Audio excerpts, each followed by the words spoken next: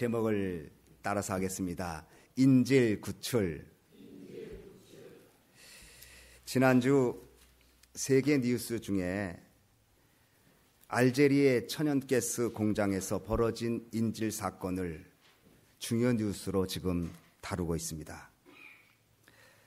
알제리 천연가스 공장에 인질을 잡아놓고 그리고 그 인질을 석방시키고 인질범을 잡는 작전 과정에 인질 23명이 죽고 인질범 21명이 죽었다고 합니다.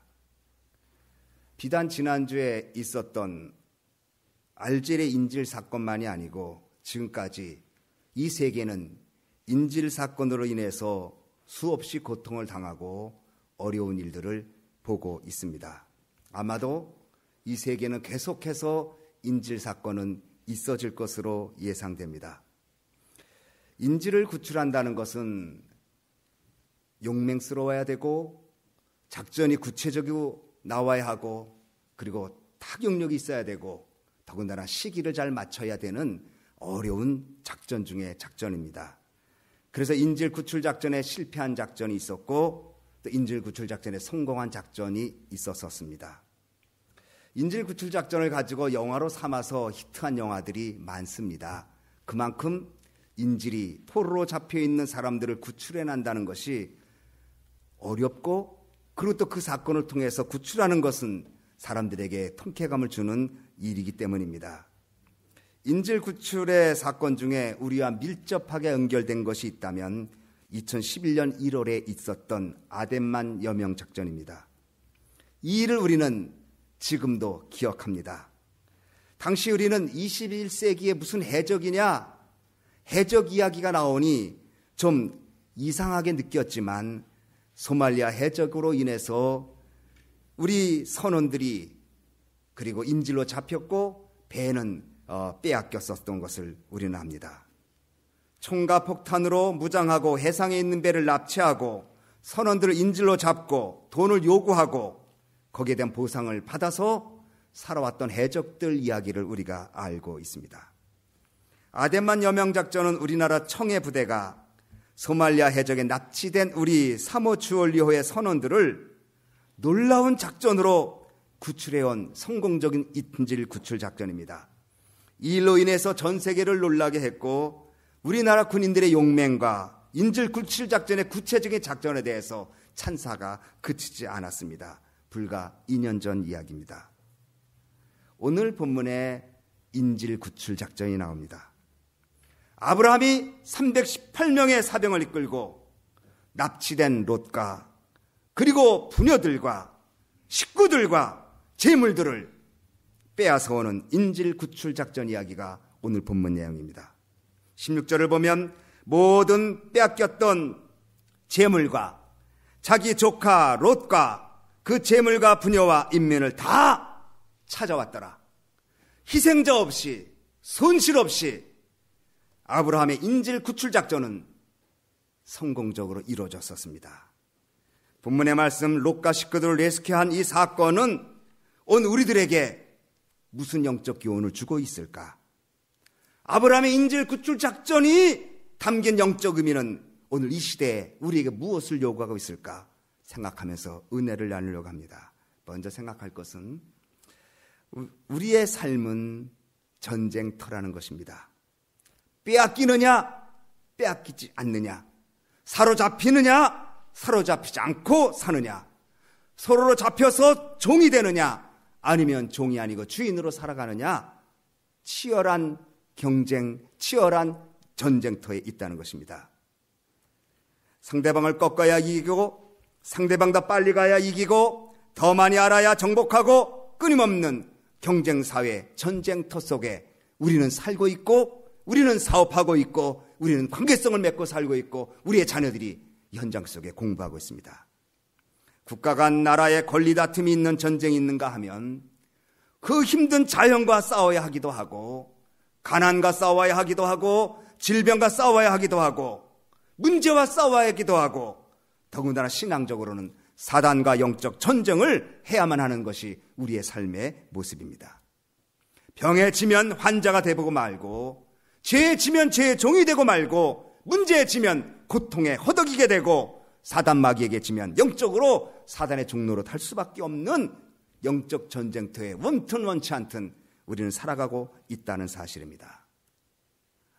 아브라함이 원튼 원치 않든 조카 롯을 위해서 전쟁터에 나간 이 전쟁처럼 우리는 원튼 원치 않든 삶의 현장, 전투적인 삶의 현장 속에 있다는 것을 보여줍니다. 오늘 본문의 말씀은 성경에 처음으로 기록된 전쟁 이야기입니다. 영국의 2차 대전에 연합군의 사령관이었던 몽고메리 원수는 이렇게 말했습니다. 그의 저서에서 인간의 모든 역사는 전쟁으로 점철되어 있다. 인간의 고대로부터 지금까지 전쟁이 없는 때가 없다는 것입니다. 전쟁을 통제하기 위해서 세계연합기구를 만들기도 하고 나라가 동맹하기도 하고 군락을 형성해서 힘을 키워보기도 하지만 끊임없는 전쟁의 소식을 우리는 지금도 듣고 있습니다. 요단 주변 땅에 소돔성을 비롯해서 5개 성읍이 연방제로 모여서 있을 때입니다. 소돔, 고모라, 아드마, 스보임, 소알, 이 5개 성읍이 그 근처에서 힘을 모아서 연합체로 있습니다. 이들은 엘람이라고 하는 나라에 조공을 바치면서 살아왔습니다. 이 나라가 힘이 강하니까 5개 부족이 힘을 합쳐도 이길 수 없어서 조공을 주면서 평화를 사고 있었습니다. 13년차 되자 엘람의 영향에서 벗어나려고 이 동맹한 나라들이 조공을 바치지 않았습니다. 그랬더니 엘람 왕은 신할과 엘라살과 고임이라는 세 도시 국가의 지원을 또 받아서 자신의 영향력을 벗어나려고 하는 이 5개 부족을 공격했습니다.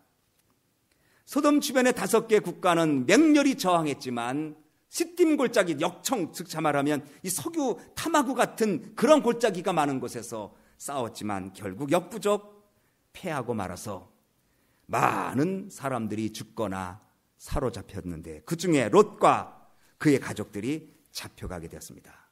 인질되었습니다. 포로와 재산을 빼앗겼습니다.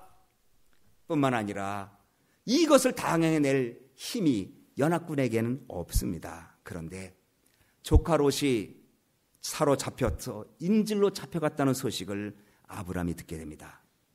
즉시 자기 집에 있었던 사병 318명을 소집해서 밤에 기습하여 그들을 쳐서 파하고 인질 구출 작전을 성공하고 돌아왔습니다. 돌아오니까 소돔 왕이 나가서 환영하죠. 멜기세덱이라는 하나님의 제사장이 찾아와서 그를 축복하는데 떡과 포도주를 주고 그의 모든 일들에게 하나님의 복이 있겠다고 약속해 줍니다. 이때 아브라함은 감사해서 전리품의 10분의 1을 멜기세덱에게 드린다는 내용이 오늘 본문의 말씀입니다. 13절 말씀을 한번 볼까요? 13절 말씀 다 같이 읽습니다. 시작. 도망한 자가 와서 히브리 사람 아브라함에게 거하니 때에 아브라함이 아모리 족속 마므리의 상수리 숲을 근처에 거하였더라. 마므리는 에스골의 형제여 또 아넬의 형제라. 이름은 아브라함과 동행한 자더라. 여기 히브리 사람 아브라함이라는 말이 나오는데 이것이 처음 성경에 히브리 사람이라는 말이 나오는 단어입니다. 히브리 사람이라는 말은 이주한 자라는 뜻이 있습니다. 즉 강 건너온 자, 이주한 자, 이민한 자입니다. 이민자인 아브라함, 주변인 마지날맨이었던 아브라함이 이 전쟁을 통해서 국권이 그 주변인이 아니라 중심인물로 서가게 되는 사건을 보여줍니다. 여러분, 우리가 전쟁을 잘 치르면 주변인이 아니라 중심인물로 바꿔주십니다. 변방에 있는 사람이 아니라 하나님의 중심으로 끌어들이십니다. 우리가 영적 전쟁을 잘하고 인간관계 속에서 하나님의 은혜 말씀으로 참 믿음으로 잘 선한 싸움 싸워서 이기면 변방에 있는 사람들을 하나님이 들어서 세우시는 것을 믿으시기 바랍니다. 아브라함은 이주한 자요 변방에 있는 사람이요 마지날맨이었는데 이 레스큐, 이 사람 구출 작전에 성공하게 되어 그를 하나님은 우뚝 세워주십니다. 인질 구출 작전의 목적은 생명을 살리는 데 목적이 있었습니다. 우리 14절 말씀 우리 또 읽겠습니다. 파워포인트 보시고 시작. 아브라함이 그 조카의 사로잡혔음을 듣고 집에서 길리고 연습한 자 318인을 거느리고 단까지 쫓아가서 여기 조카 롯이 사로잡혔음을 듣고 군사를 모집했습니다. 아브라함이 치른 구출작전 전쟁의 목적은 생명 때문이었습니다. 지금 전쟁하지 않으면 생명을 잃어버린다. 조카의 생명을 잃어버릴 수가 있다. 그는 즉시 사람을 모집해서 전쟁터에 나가게 됩니다.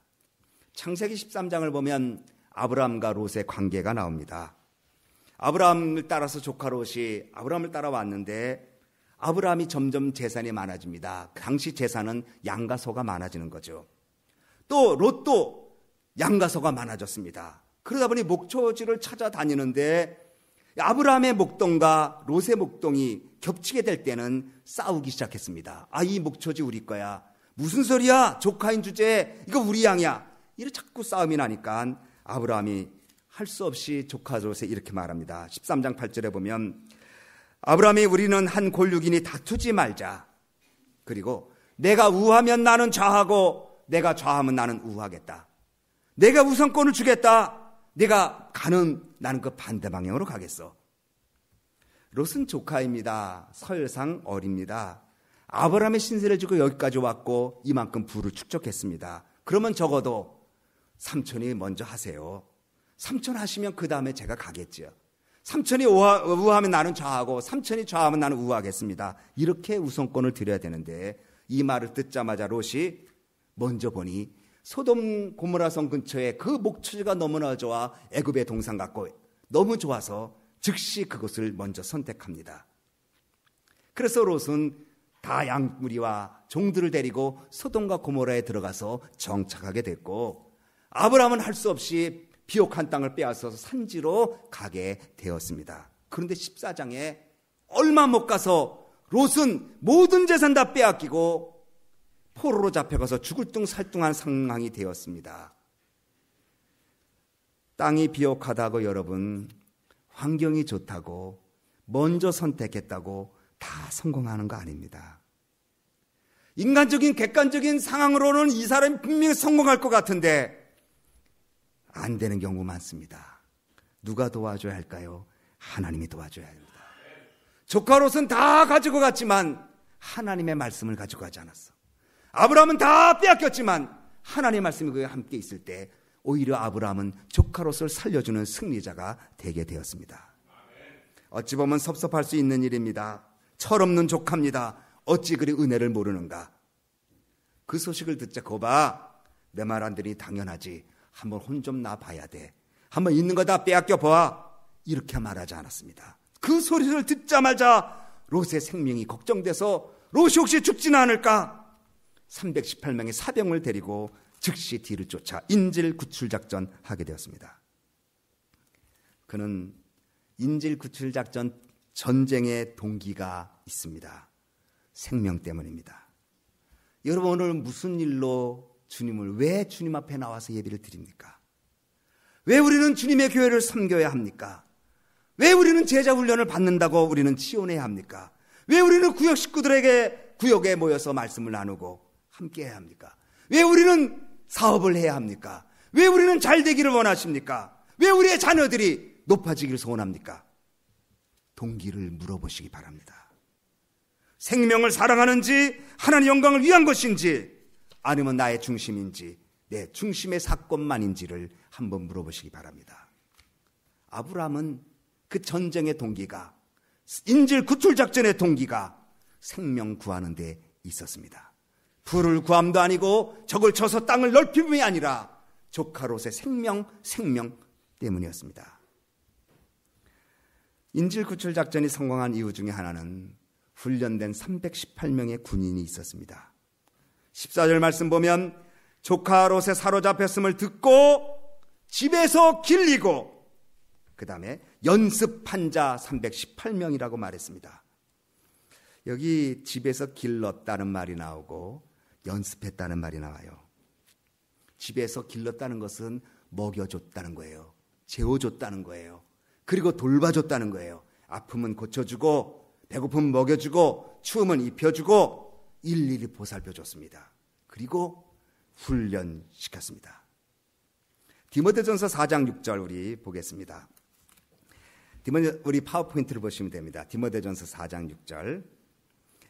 내가 이것으로 형제를 깨우치면 그리스도 예수의 선한 일꾼이 되어 믿음의 말씀과 내가 쫓은 선한 교훈으로 양육을 받으리라. 따라서 합니다.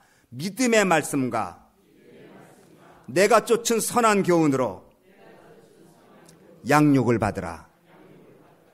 여러분, 어떻게 우리가 양육받는 줄 아십니까?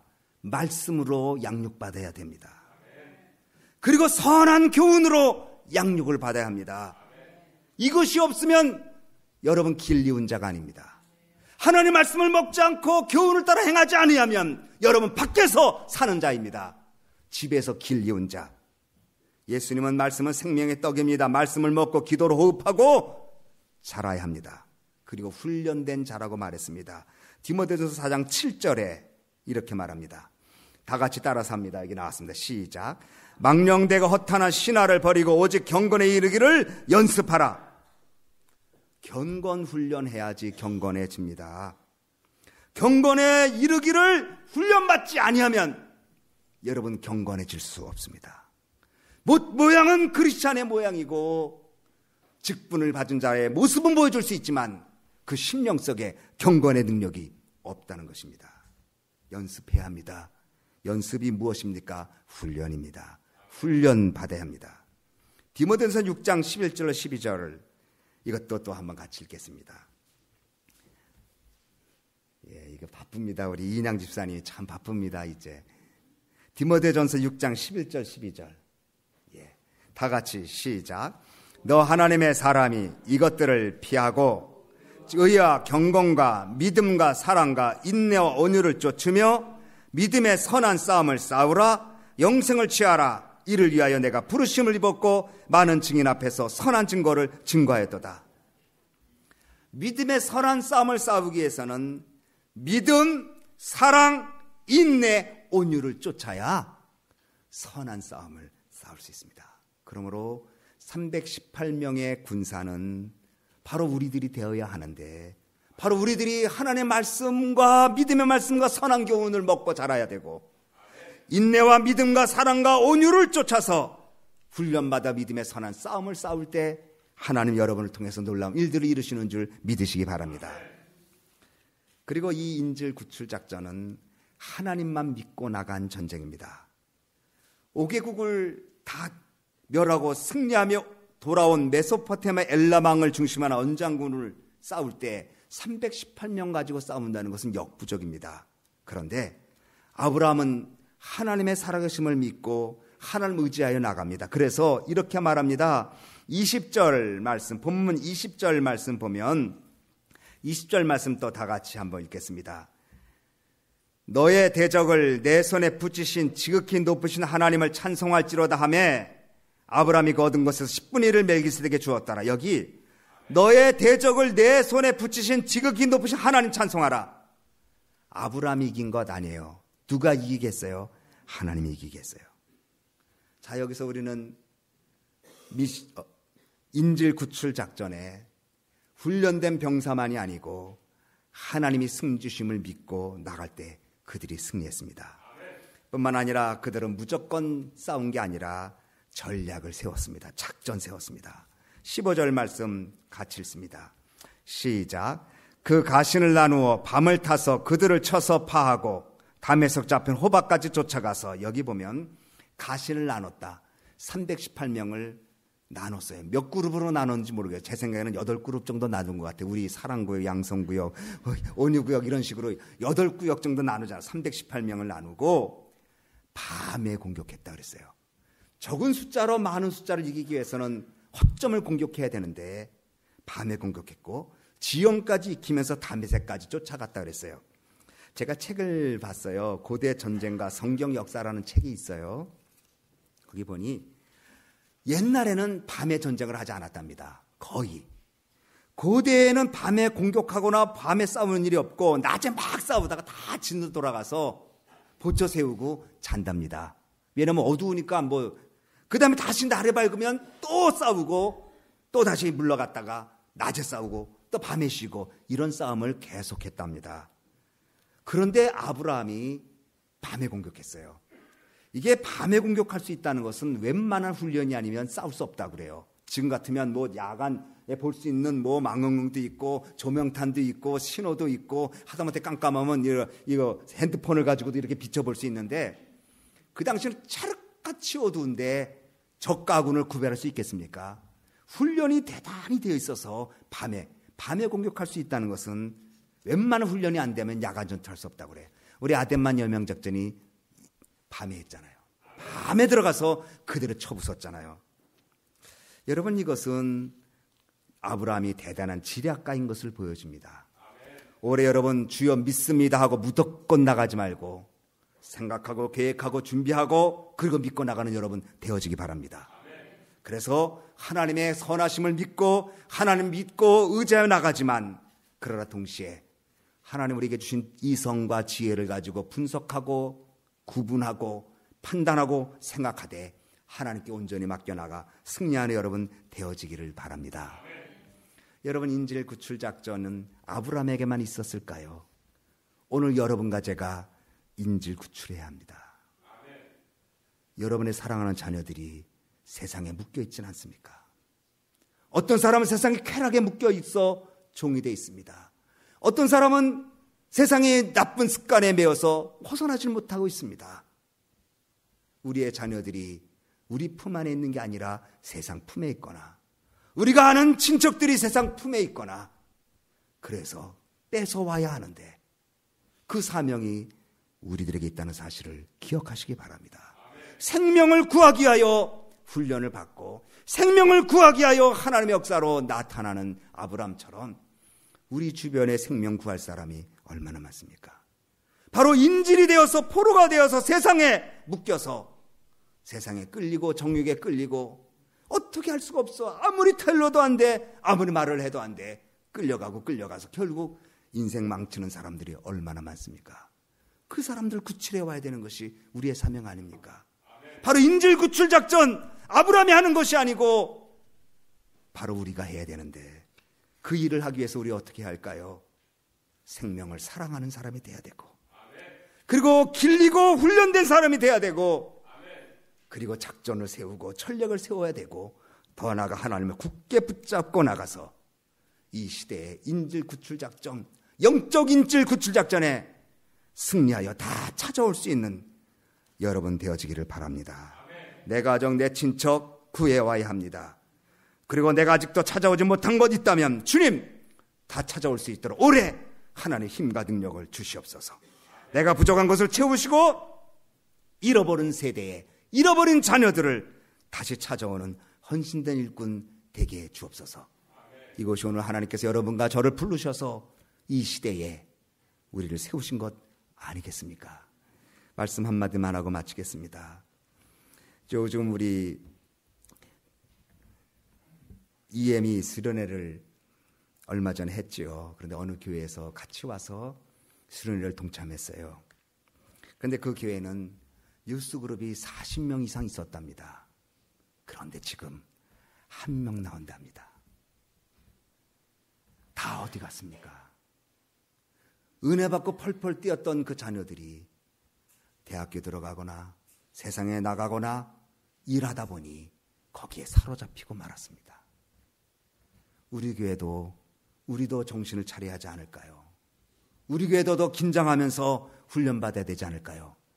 그래서 진정 하나님의 역사를 이룰 수 있는 인질 구출 작전의 선봉에서는 여러분 되어서 여러분의 삶과 우리의 교회 위에 다 찾아오는 승리한 여러분 되어지기를 주님의 이름으로 축원합니다.